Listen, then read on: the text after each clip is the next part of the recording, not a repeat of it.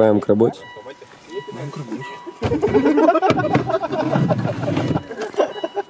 Сначала одно, потом второе. Странные животные здесь. Всего лишь динозавры. Водозавр. Водозавры.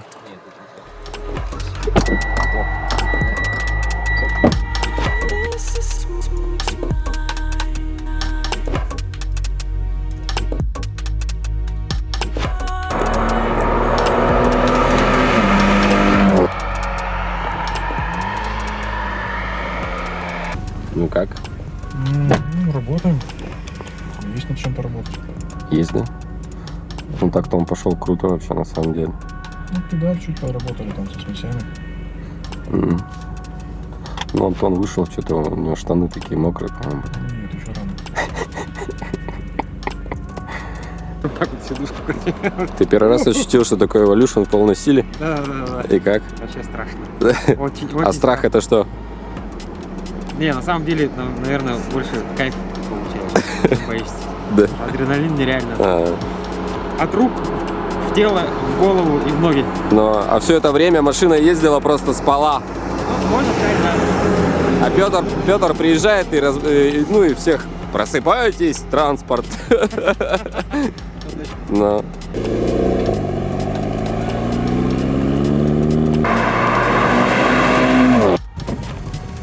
Ну что?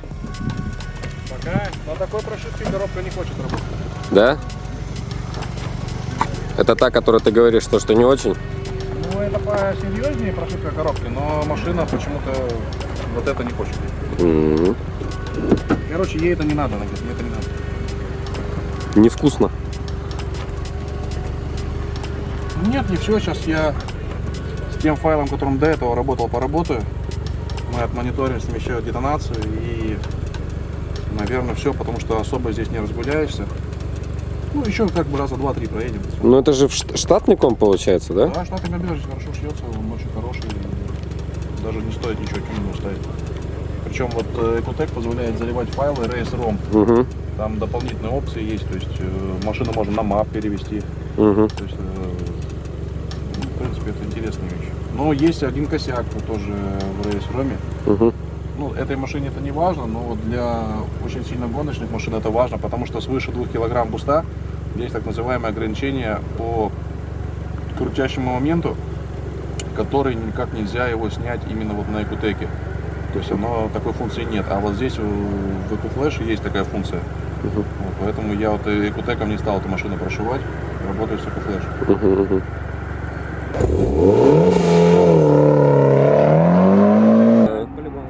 Огнетушитель это реально субарист. Потому что только у субаристов 2 огнетушителя. Один в салоне, один в багажнике. Потому что может загореться что-то в салоне тоже.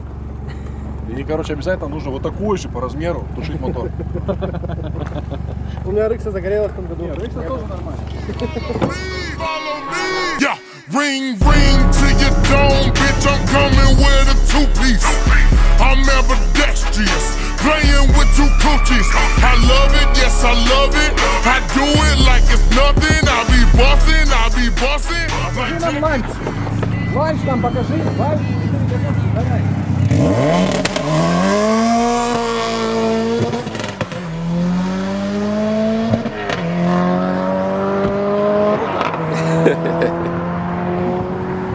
What is it? Это ланч. Это ланч. Вердикт. Жить будет. Жить будет? Вердикт желтым не висел. Надо кричать банана. Это же у нас новый клуб, банда Skittles. Банда называется, у меня любимое слово, проблема. Желтого найдешь, в отрезвитель попадешь. Я уже понял на первом желтом. Нет, на желтом автомобиле капота нет по-любому. В помине. А ты что с капотом ездил? У нас был. Едем. Он просто нет, он на самом деле все виноват Тёма. Он просто подошел, посмотрел на это дело, говорит, GZ-ка будет мощнее моей GZ-ки, не мой вариант. И, короче, так потихонечку что-то не виделся ночью. Наступает ночь. Не, я так как бы доволен, наконец-то ночь выходит. Но владелец говорит, не вариант. Мне в Сочи попался один раз товарищ с этого, на Алтезе, с Крыма. Крым наш. Он, походу, моряк. Потому что в море поворотов резких нет. Он все время прямо ехал. И тормозить не надо резко перед поворотами. Катер плывет ровно. Это пипец. У него Алтеза на Т-78. И мы с ним едем. И вот до поворота остается метров 50.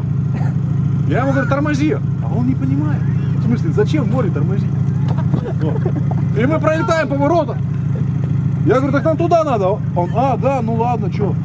Но это суть не в этом. Я вот отключил датчик скорости. То есть у него, мне нужно было на iPhone, чтобы вырубался про старт, датчик скорости. Я его обрубил, а себе на iPhone завел. Соответственно, он на спидометре датчик скорости не видит. И мы с ним ушли в поворот. Это уникальная гора, где подъем. То есть в эту сторону подъем и поворот налево. А мы шли с другой стороны, где не такой серьезный подъем, потому что я переживал за Алтезу. Там такой пологий, получается поворот вправо. Ну, он более крутой. И в среднем, ну, самые крутые подготовленные машины на суперстойках, суперпилотами с заваренным очком, кто знает поворот, проезжает его примерно 200, ну, входит. Потому что он такой, вау, и такой сразу, ну, очень сложно, тебя выносит на встречку, центробежная сила. И мы с этим товарищем идем на Алтезе, который заднеприводный, на GZ, и я понимаю, что у Алтеза немножко невыдовый Subaru. Ну, сильно невыдовый Subaru. И мы с ним идем, а он спидометр не видит, в море-то ветер. И мы с ним идем, я смотрю, уже 230. 240. Я ему говорю, тормози. А что, маяка-то нету? И мы в этот поворот вылетаем. Я уже все, ноутбук с надо перекрестился, потому что делать? Я просто единственное Бога молюсь, чтобы встречу нам джигит не летел. Вот той дороге, который тоже 260 летел. Потому что вот это соединение произошло бы явно, и какая-то новая модель машин появилась. Мы такие бах!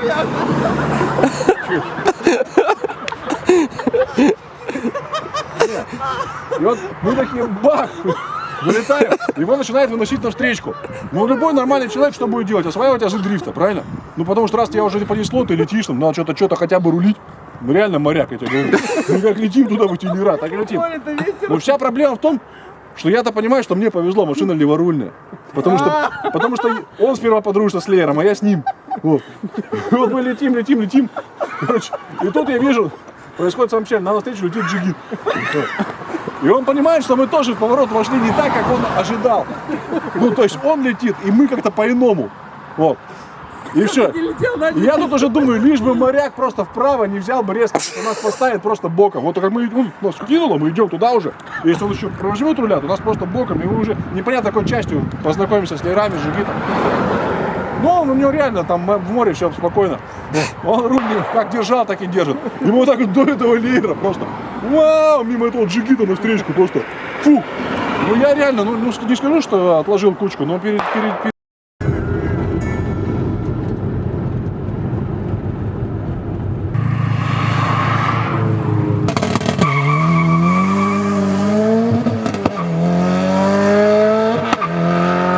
Subaru на гарантии все равно. Subaru на гарантии по мотору. Я не захотел, видишь. Я знаю, чем это закончится. Я тоже знаю. В твоем варианте сцепления. Ну да, сцепление сразу застрелится. Они обратно едут? Они. А еще едут?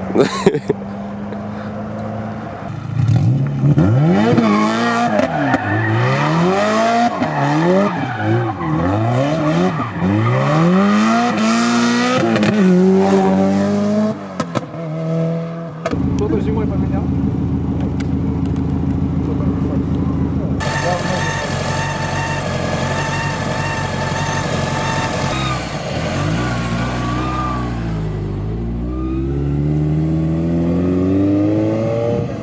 И день второй желтого автомобиля, который тоже без капота.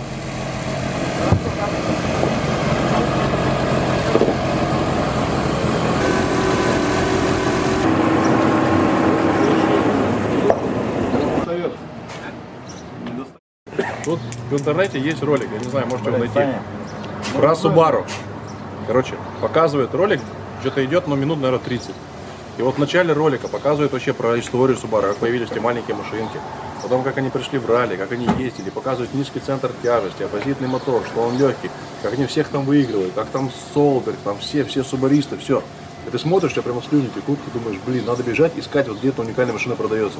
Потому что, ну просто, она как там повороты входит, там все, ну ты просто в шоке. Ты понимаешь, что все, что ты ездил до этого, это просто не нужно. Это первая часть фильма. Вторая часть фильма, короче, они показывают завод в Гунми, в Японии, где производят Subaru. Короче, уникальный завод, очень мало работников на самом деле. Вот. Все роботы, там прямо эти кузова идут, они их штампуют, отливают эти моторы уникальные, эти легкие алюминиевые блоки. Все делается. Они, короче, говорят, у нас настолько роботизировано, что цех, короче, там по сборке машин включает себе 80 человек. При этом у Toyota, там, у Nissan такие же цехи, ну, цеха включают где-то 300 человек в среднем. То есть настолько прямо ихи завод, прямо уникальный, все. Что он там делает эти Subaru. Но самое интересное не в этом. И ты прямо думаешь, ну все, вот иду сейчас в банк, беру кредит, беру новую Subaru, все, это вот я к этому шел. Реклама такая прямо аж до нутра берет. И в конце, короче, они говорят, завод в Гунме существует там что-то с начала 90-х годов, он выпустил 2 миллиона автомобилей и 12 миллионов моторов. И тут ты, сука, понимаешь, где принтер, где картридж. В общем, все машины требуют внимания, доработок. Не, ну вот смотри. Половина машин, которые, допустим, на турбокитах, доработаны от стока. 90% машин были неисправны. 90%. Не подготовлены к тому железу. Неисправны. Просто и все. Неисправны. Проводка, свечи, насосы, проводка на насосы, регуляторы топливные, там, катушки, провода на катушки. Все это ну, на таких соплях. Все. Надо как-нибудь посерьезнее относиться, правильно? к Ну, этому? это невозможно. Это невозможно. Это российская действительность. А. Так, ну тогда продают пусть все машины. Нет, надо продавать, просто ну, поэтому в Якутске приходится давать больше времени на каждую машину. Я бы делал побольше времени.